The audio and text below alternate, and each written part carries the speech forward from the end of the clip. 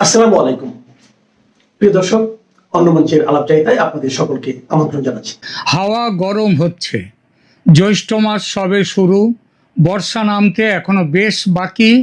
সূর্যের উত্তাপ অসহ্য, বাংলায় চলছে উত্তর ভারতের লু বাতাস। কিন্তু উত্তাপ শুধু প্রকৃতিতে নয়, উত্তাপ পশ্চিমবঙ্গ বাংলাদেশ সীমান্তেও। উত্তেজনার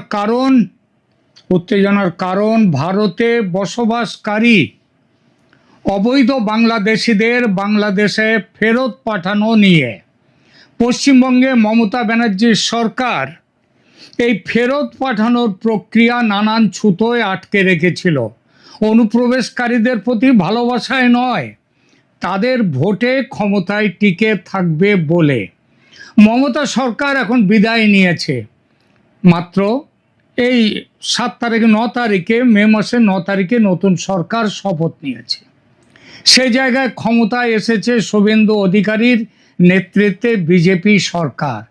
বিজেপি মানে সেই দল যাকে রাজ্য নির্বিশেষে ভারতের মুসলমানেরা শত্রু মনে করে, যে দলের বিরোধিতা মুসলমান মনে করে তাদের পরম কর্তব্য হিসেবে। এটা মুসলমান যেমন জানে তেমন জানে বিজেপি। বিজেপি সেজন্য খোলাখুলি বলে দেয়, মুসলমানরা আমাদের চায় না, আর আমরাও তাই চাই না মুসলমানদের ভোট। শত্রুতা যদি এমন চরম সীমায় না পৌঁছতো তাহলে মুসলমানদের বড় লাভ হয়তো কেন নিশ্চিতভাবেই হতো। আর এই অবৈধ বাংলাদেশি, এটা নিয়ে সম্ভবত এত বাজার সরগরম হতো কি না সেটা প্রশ্ন সাপেক্ষ। তবে সে আলোচনা অন্য প্রসঙ্গ, থাক। এখন আসা যাক অনুপ্রবেশকারীদের ফেরত পাঠানো নিয়ে, যেটা নিয়ে এখন সীমান্ত সরগরম। পশ্চিমবঙ্গের নতুন সরকার সিদ্ধান্ত নিয়েছে অবৈধভাবে বাংলাদেশ থেকে ভারতে যারা এসেছে তাদের ওপর 3D নিয়ম কার্যকর হবে। এই 3D কি? Detect, delete and deport. এটা পশ্চিমবঙ্গ তথা ভারত সরকারের সিদ্ধান্ত। শুভেন্দু অধিকারী মুখ্যমন্ত্রীর দায়িত্ব নিয়ে যাকে বলে আদা জল খেয়ে নেমে পড়েছেন 3D সফল করতে। আর শুভেন্দু সরকার ক্ষমতায় আসতেই ছবি আমূল বদলে গেছে বাংলাদেশ সীমান্তে। খবর পাচ্ছিলাম বসিরহাটের সন্নিকটে হাকিমপুর সীমান্তে পুলিশি অ্যাকশন শুরু হওয়ার আগে অনুপ্রবেশকারীরা নিজেরাই পোটলা পুটলি বেঁধে তৈরি সীমান্ত পেরিয়ে ওপারে চলে যাবে যেখানে তাদের আসল বাড়ি। কিন্তু আটকাচ্ছে কে? বাংলাদেশের বিজিবি, বর্ডার গার্ডস বাংলাদেশ। পরিস্থিতি জানতে প্রতিনিধি পাঠালাম, তার রিপোর্টটা বলি প্রথমে। সন্ধেবেলায় মোটরসাইকেল নিয়ে বেরোলাম দুজন, গন্তব্য হাকিমপুর চেকপোস্ট। রাত 9টা নাগাদ হাকিমপুর এসে গেলাম এবং তারা সেখানটায় যারা রয়েছে তাদেরকে জিজ্ঞাসা করলাম। তারা সেখানে তাদেরকে জিজ্ঞাসা করব, এইটা হচ্ছে আমাদের উদ্দেশ্য। 1-1.5 কিলোমিটার আগে বিএসএফ চেকপোস্টের কাছাকাছি অপেক্ষা করছিল বিস্ময়। রাস্তার ধারে বহু পুলিশের গাড়ি, একেবারে সারে সারে। কনস্টেবল আর সিভিক ভলেন্টিয়ারদের নানান জটলা, কেন্দ্রীয় বাহিনীর জওয়ানদের টহল চলছে। এক সাব ইন্সপেক্টর বললেন অ্যাডিশনাল এসপি সাহেব এসেছেন। অ্যাডিশনাল এসপি অর্থাৎ অতিরিক্ত পুলিশ সুপার এসেছেন, এসডিপিও। আমরা সাংবাদিক পরিচয় দিয়ে এগোলাম, কেউ আপত্তি করলেন না। চেকপোস্টের খানিক আগেই দেশে ফেরার জন্য মানুষের বিশাল ভিড়, অন্ততপক্ষে কয়েকশো, হাজারও পেরিয়ে যেতে পারে। এগোলাম তাদের দিকে, এবং তারা যে ওখানে একা বসে আছে সবসময় তা না, নতুন নতুন বাসে করে লোকজন চলেও আসছে। 6 মাস আগের আর এখনকার পরিস্থিতির মধ্যে ফারাক দেখতে পেলাম। 6 মাস আগে কিন্তু যারা আসছিল এই রকম রাজ্য পুলিশের এত ভিড়ভাড় সেখানে ছিল না। রাজ্য পুলিশের তো ছিলই না, অনেকটা যেন নীরবে চলছিল কাজকর্ম। গত নভেম্বর ডিসেম্বরে যারা বাংলাদেশে ফিরছিলেন তাদের বক্তব্য ছিল এসআইআর হচ্ছে, মানে নির্বাচনের ওই ভোটার লিস্ট আধুনিকীকরণ করা, নবীকরণ করা। তো আমাদের তো আর থাকতে দেবে না, তাই চলে যাচ্ছি। তার মানে এসআইআরে তাদের নাম ছিল, কাটা যাচ্ছে বা গেছে, তাই তারা চলে যাচ্ছে। অর্থাৎ সেবার নিজেদের ইচ্ছায় স্বদেশে ফিরে যাওয়ার সিদ্ধান্ত নিয়েছিলেন অনুপ্রবেশকারীরা। সে দফায় মাটি আঁকড়ে পড়ে থাকারা যারা ছিল, এবার ফিরে যাচ্ছেন বাধ্য হয়ে। এরা কোত্থেকে আসছেন? নিউ টাউন সংলগ্ন ঘুনি বস্তি বা এয়ারপোর্টের কাছে বাঁকড়া, হাওড়ার কোনো বস্তি থেকে আসা, সল্ট লেকের বিভিন্ন জায়গা থেকে যারা আছে, এরা সব, এদের পরিবার, দক্ষিণ 24 পরগনার দক্ষিণ বারাসাত থেকে আসা মহিলা পুরুষ, সবার মুখে একটাই কথা, যাদের বাড়িতে ভাড়া থাকতাম তারা আর থাকতে দিচ্ছে না। বলছে তোমরা থাকলে আমাদের বিপদ হবে, পুলিশ এসে আমাদের ধরে নিয়ে যাবে, আমাদের বাড়ি বুলডোজার দিয়ে ভেঙে দেবে, অতএব তোমরা চলে যাও। একজন তো পুলিশে আনার কথাও শোনালেন, বললেন আগের বাড়ি আমাদের পুরো বস্তি প্রায় খালি হয়ে গিয়েছিল, মানে নভেম্বরে নাগাদ, যখন এসআইআর প্রক্রিয়া খুব জোর কদমে চলছিল।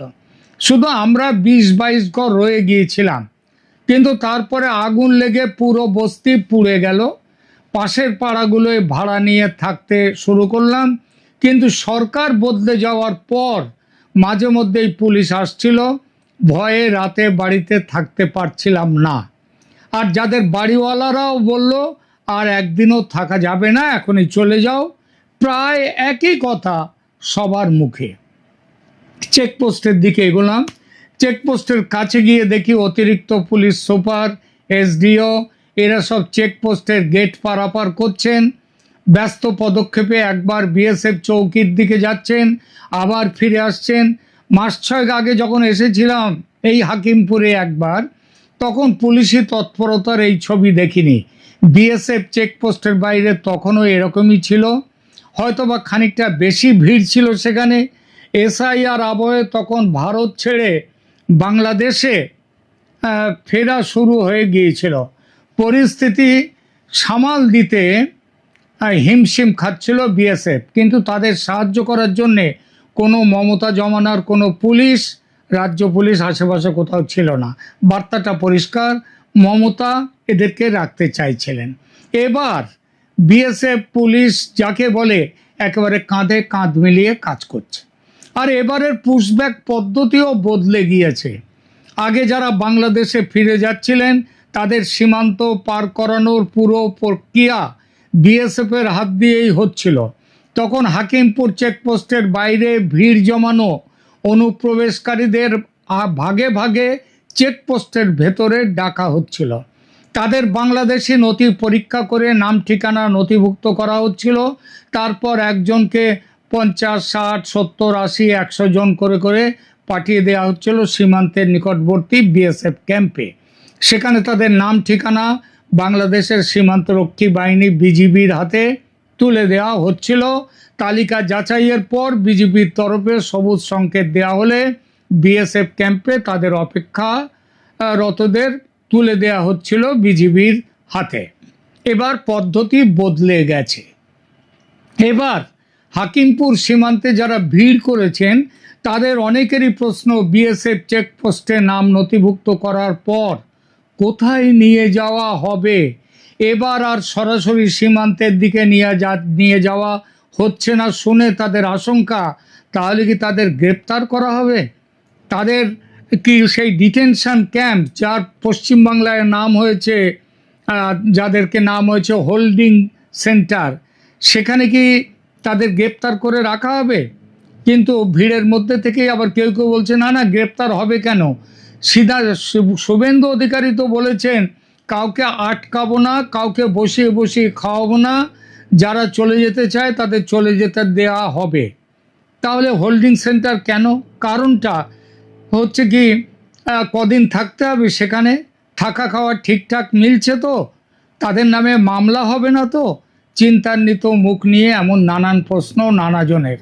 আসলে অনুপ্রবেশকারী বলে কেউ চিহ্নিত হলেই তাকে হোল্ডিং সেন্টারে পাঠানোর নির্দেশ দিয়েছে রাজ্য সরকার। কতদিনের জন্যে? যতদিন না বিজিবি তাদের কাগজপত্র চেক করে তাদেরকে ফেরত নিচ্ছে ততদিন। সেজন্য জেলায় জেলায় অস্থায়ী হোল্ডিং সেন্টারও খুলে গিয়েছে রাতারাতি। সরকার যদিও বলেছে 30 দিন এখানে থাকবে ম্যাক্সিমাম, তার মধ্যেই তাদেরকে পাঠানো হবে। কিন্তু তার মধ্যে যদি বিজিবি না নেয়, তাদের না নিতে চায়, যদি সবুজ সংকেত না দেয়, তাহলে তাহলে সে প্রশ্ন নিয়ে একটু পরে আলোচনায় আসব।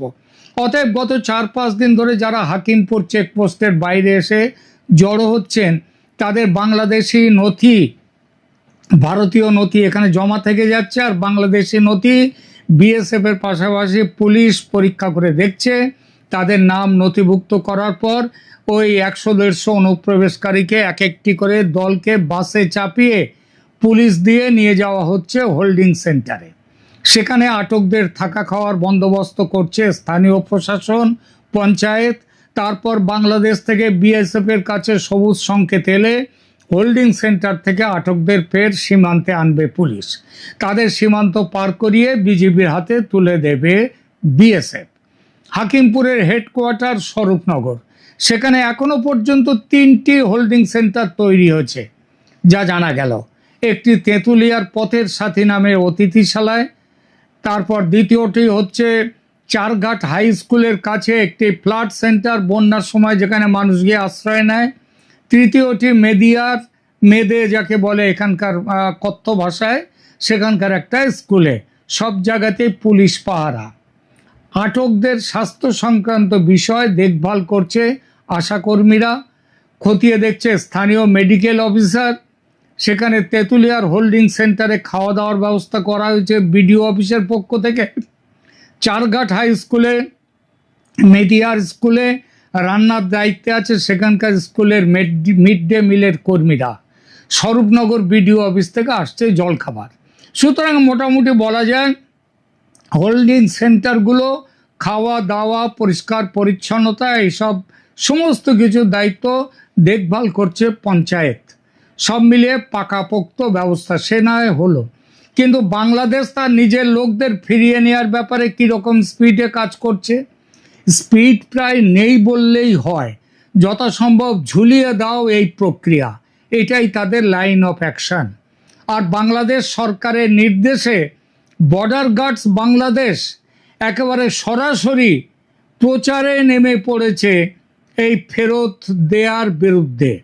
26শে মে রয়টার্স একটি রিপোর্টে বলছে একথা। কি বলছে? বলছে ভারত থেকে সন্দেহভাজনদের জোরপূর্বক অনুপ্রবেশ নিয়ে বাংলাদেশের সতর্কতা বৃদ্ধি। এই শিরোনামে রয়টার্স ঢাকা থেকে 26শে মের যে রিপোর্ট, তাতে লিখছে ভারত অবৈধভাবে লোকজনকে বাংলাদেশে জোরপূর্বক প্রবেশ করাচ্ছে। এমন উদ্বেগের কারণে বাংলাদেশের সীমান্তরক্ষীরা ভারতের সাথে সীমান্তের কিছু অংশে টহল জোরদার করেছে এবং জনসচেতনতামূলক প্রচারণা শুরু করেছে। এই মাসের শুরুতে ভারতের পররাষ্ট্র মন্ত্রণালয় সাংবাদিকদের জানায় যে ভারত বাংলাদেশকে 2860 জনের সন্দেহভাজন বাংলাদেশের জাতীয়তা যাচাই করতে বলেছে, তাদের ফেরতের কথা বলেছে, যারা এদেশে অবৈধভাবে দেশে বসবাস করছিল। কতদিন আগে? 5 বছর আগে এই জিনিসটা বাংলাদেশ সরকারের কাছে চিঠি দিয়েছে ভারত, মানে শেখ হাসিনার জমানায়। এখনো তার কোনো সাড়া আসেনি বাংলাদেশ থেকে। উল্টে বাংলাদেশ কি করছে? বর্ডার গার্ড বাংলাদেশের 60তম ব্যাটালিয়ন রবিবার ব্রাহ্মণবাড়িয়া জেলার সীমান্ত এলাকায় লাউড স্পিকার ব্যবহার করে বাসিন্দাদের সতর্ক করছে এবং বলছে সীমান্ত পেরিয়ে লোক ঢুকতে পারে, ভারত লোক ঢোকাতে পারে, তাদের বিরুদ্ধে সতর্ক থাকতে আহ্বান জানিয়ে অভিযান শুরু করে দিয়েছে বিজিবি। সীমান্ত এলাকা জুড়ে তারা বলছে সীমান্ত এলাকা জুড়ে তাদের টহল ও নজরদারি জোরদার করা হয়েছে। এক বাংলাদেশি বিজিবি কর্মকর্তা বলেন, অবৈধভাবে জোরপূর্বক প্রবেশ প্রতিরোধে গোয়েন্দা অভিযান অব্যাহত রয়েছে। এ কথাটা কিন্তু বলছে না যে যাদেরকে এইভাবে পাঠানো হচ্ছে তারা বাংলাদেশেরই মানুষ, তারা ভারতে অবৈধভাবে ছিল। তাদের আপত্তির কারণটা কি? কারণ তারা জোর করে নাকি পাঠিয়ে দিচ্ছে। অর্থাৎ বিজেপি, বোঝা যাচ্ছে বিজেপি সহজে তাদের ফেরত নেবে না। আবার পশ্চিমবঙ্গে নতুন বিজেপি সরকার তারা তাদের ফেরত না পাঠিয়ে ছাড়বে না। আর এখানেই আসছে সোজা আঙুলে ঘি না উঠলে আঙুল বাঁকা করার কথা। ভারত ভালোভাবেই জানে এত মানুষকে ফেরত নিতে গড়িমসি করবেই বাংলাদেশ, যেমন করেছে গত 5 বছর ধরে। মাত্র 2860 জনের একটা তালিকা পড়ে আছে বাংলাদেশের কাছে, সারা শব্দ নেই সে ব্যাপারে। সুতরাং সোজা পথে ফেরত অসম্ভব। বাঁকা পথটা তাহলে কি? গতকাল রাজস্থানের বিকানিরে সিকিউরিটি রিভিউ মিটিংয়ে দেশের স্বরাষ্ট্রমন্ত্রী অমিত শাহ নির্দেশ দিয়েছেন আন্তর্জাতিক সীমান্তের 15 কিলোমিটারের মধ্যে থাকা সমস্ত অবৈধ নির্মাণ অবিলম্বে ভেঙে গুঁড়িয়ে দেওয়া হবে। এই আদেশের সবচেয়ে বড় প্রভাব পড়বে পশ্চিমবঙ্গের মালদা, মুর্শিদাবাদ, নদিয়া ইত্যাদি সীমান্ত, কুচবিহার, দিনাজপুর, এই সমস্ত, উত্তর দিনাজপুর, দক্ষিণ দিনাজপুর, এই সমস্ত জেলাগুলোতে। কিন্তু ভয়ঙ্কর প্রভাব যেটা পড়বে সেটা শিলিগুড়ি করিডর বা চিকেন স্নেক এলাকায়। মমতা ব্যানার্জির সৌজন্যে চিকেন স্নেক অঞ্চলে অবৈধ বাংলাদেশিরা বিপুলভাবে জমি দখল করে, রেলের জমি পর্যন্ত দখল করে বসতি তৈরি করেছে। তাদের ঘরবাড়ি ভাঙা হলে কয়েক লক্ষ মানুষ ঘর ছাড়া হবেই, তারাও বাংলাদেশে পালাবে। কিন্তু পালাবে কিভাবে? বিজেপি তারা তো নিতে চাইছে না, গড়িমসি করছে। এদিকে নতুন মুখ্যমন্ত্রী বলেছেন তাদের হোল্ডিং সেন্টারে রেখে জামাই আদরে খাওয়াতে দাওয়াতে রাজি নয় পশ্চিমবঙ্গ সরকার। তাহলে সে ব্যবস্থা ভেবে রেখেছে বিএসএফ, রাজ্য পুলিশ। কোনো আদালত নয়, নো কোর্ট, নো কেস, ধরো পাঠাও, নিতে না চাইলে জোর করে পাঠাও। বিজেপি আপত্তি করলে চরম জায়গাতে পর্যন্ত পৌঁছানো যাবে। আপনারা জানেন বাংলাদেশ সীমান্তে একটা বড় অংশ জুড়ে রয়েছে নদী এলাকা। খবর আছে ভারত থেকে, পশ্চিমবঙ্গ থেকে নৌকা করে তাদেরকে তুলে, যেখানটায় সব জায়গায় তো বিজেপি গার্ড দিয়ে নেই, সেখানটায় পাঠানো হবে, বাংলাদেশে গিয়ে তাদেরকে ছেড়ে দেওয়া হবে।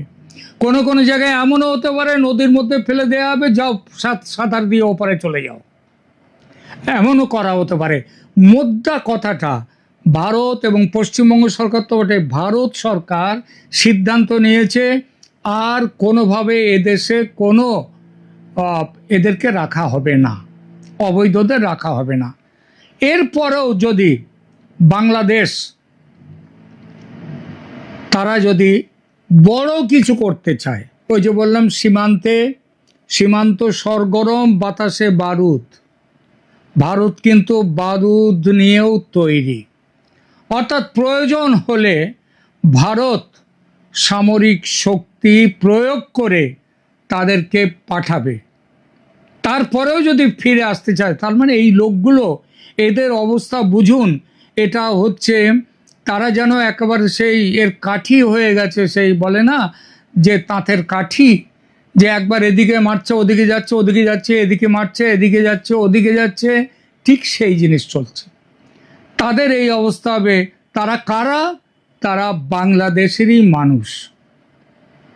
একটা প্রশ্ন এখানটায় করতে পারে, আমার যেটা মনে হয় সেটা হচ্ছে ভারত কিন্তু বাংলাদেশ সীমান্তে, আপনারা জানেন বাংলাদেশের সীমান্তে ভারতের যতগুলো রাজ্য রয়েছে, সমস্ত রাজ্যগুলোতে বাংলাদেশ সীমান্তবর্তী ভারতের সব রাজ্যে এখন বিজেপির সরকার, এবং সেখানকার রাজ্য সরকার, কেন্দ্রীয় সরকার দুয়েই যখন এক পথে রয়েছে, এক মতে আছে, তখন এখানে তাদের থাকাটা, অবৈধ বাংলাদেশিদের থাকাটা আর সম্ভব নয়। এবং প্রয়োজন হলে ওই যে বললাম ভারত সামরিক শক্তি প্রয়োগ করবে, এবং সেই শক্তি প্রয়োগ যাতে না হয় তার জন্য আমার মনে হয় বাংলাদেশের সরকারের পক্ষ থেকে ওই রকমভাবে তার নিজের জায়গায় সে নানা রকম প্রচার করে ওই ডান হাত বাম হাত অজুহাত দেখিয়ে তাদেরকে ফেরত না নেয়া, এসব না করে ভারতের সাথে সরাসরি কথা বলা উচিত।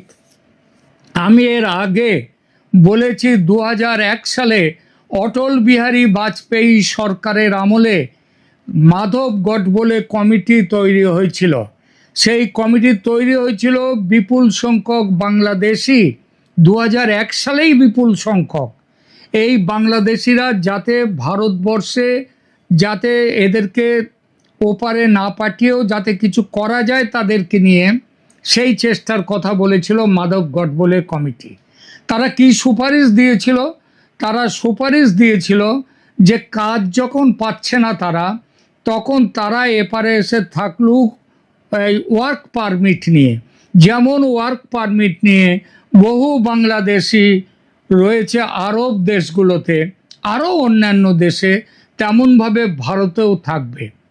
কিছু ক্ষেত্রে তাদের পরিবার থাকলে পারলে সঙ্গে থাকবে, পরিবার সঙ্গে না থাকলে তারা পরিবার দেশে থাকবে, তারা এখান থেকে আয় করবে, তাদের ওখানে পাঠাবে। 2004 সালে হয়তো অটল বিহারী সরকার যদি, বিজেপির সরকার যদি হেরে না যেত ভোটে, তাহলে হয়তো এই পদ্ধতিটা গৃহীত হয়ে যেতে পারত। কিন্তু 4 সালে হেরে যায় অটল বিহারী সরকার, শেখ হাসিনা সরকারও সেখান থেকে চলে যায় তার আগেই। এর ফলে হলো কি, পুরো ব্যাপারটা আটকে গেল। এখন এই মুহূর্তে বাংলাদেশ সরকার ভারতের সাথে এই বিষয়টা নিয়ে কথা বললে অনেক ভালোভাবে শান্তির সঙ্গে দুই দেশের কোনো ক্ষতি না করে সমস্যাটা মিটতে পারত। কারণ মনে রাখবেন, ভারতেরও কিন্তু এই জনশক্তি বাংলাদেশি তাদের দরকার তাদের। কারণ এখানে আমি এই মুহূর্তে মুম্বাইতে আছি, এখানে নির্মাণ শিল্পে, বাড়ি তৈরিতে বাংলাদেশিরা বিরাটভাবে ব্যাপকভাবে আছে।